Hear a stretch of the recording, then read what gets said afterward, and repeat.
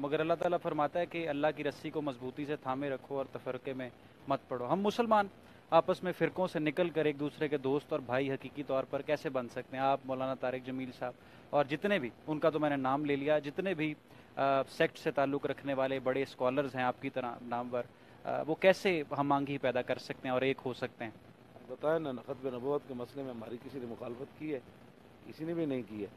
तो कोई ये जो घर के अंदर भी दो भाइयों के इख्तलाफ हो जाते हैं, ये इख्तलाफ ये ऐसे नहीं है कि जो बैतुल मुक़द्दस के रास्ते में रुकावट बन जाए। हाँ, ये ऐसे झूठ लोग ऐसे बोलते रहते हैं जी तफर्रुक का ये माना है, ये नहीं है कि मुसलमान की राय जो है एक दूसरे के खिलाफ भी नहीं होनी चाहिए। बिल्कुल भेड़ बकरियों की तरह सोचना भी बंद कर दें। सोच और फिक्र तो मुसलमानों की है ना। और इसमें इख्तलाफ जो है दो भाइयों के भी हो जाते हैं, चारों इमामों के भी इख्तलाफ हुए, इमाम अहमद बिन हम्बल के, इमाम शाफी के, इमाम मालिक के और इमाम आज़म अबू हनीफा के। लेकिन वो चारों के चारों ऐसे हैं। इख्तलाफ, ये इख्तलाफ होना, ये तो हुजूर ने खुद फरमाया मेरी उम्मत में इख्तलाफ रहमत है। लेकिन जब तक वो गर्दनें काटने की तरफ ना आए और जनाब वो दूसरे मामलात यहूद नसारा की जंटियाँ करके मुसलमानों में तफरके न करें, तो ये तो कोई मसला नहीं। आप बताएं, हाई कोर्ट के अंदर पाकिस्तान का आइन इतना सारा है, तो हाई कोर्ट में एक वकील इधर खड़ा हो जाता है, एक उधर, एक जो है मशरक की तरफ चल पड़ता है, तो वहाँ कभी किसी ने कहा है कि दोनों को मुत्तफिक होना चाहिए?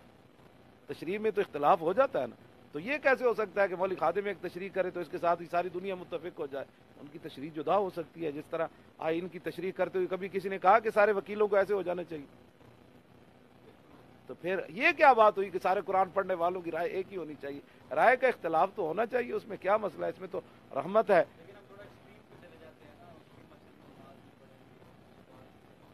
उसको भी हल किया जा सकता है। जब दीन आएगा ना, दीन तो ऐसे हल करेगा सारे मसले। दीन फिर पूछेगा ना कि वो जो 60 लाख एक वो क्या कहते हैं एंकर तनख्वाह किस बात की ले रहा है? एक आदमी को रोटी भी नहीं खाने की मिल रही, वो 60 लाख सिर्फ बातों से। हाँ जी, तो वो किस बात का ले रहे हैं जिससे हुजूर ने पनाह मांगी है? हुजूर ने फरमाया, हजरत उमर फरमाते थे कि हमें रसूलुल्लाह डराया करते थे अलीम लिसान बंदे से, कि मैं अपनी उम्मत को डराता हूँ ऐसे लोगों से कि जो ज़बानी चलाकी ऐसे करेंगे तो मेरी उम्मत को फिसलाते रहेंगे।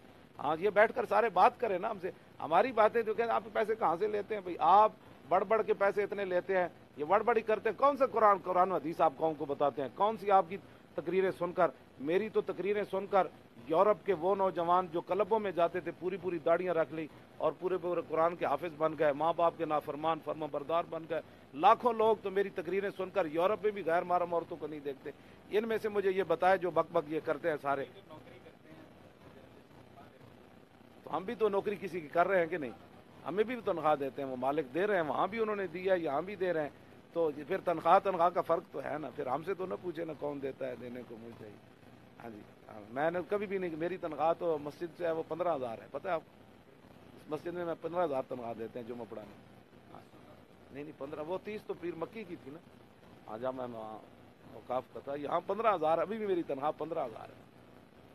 माशाल्लाह, आपने एंकर को निकाल के वो जो दिखाई है तब से। तो वो मेरे वो मुरीदीन और जो मोहब्बत करने वाले हैं, तो वो तो ये अभी भी पत्नी वास काट के कपड़े, और मेरे अभी कपड़े इन्होंने इतने खूबसूरत लाए हैं, वास काट भी लाई है।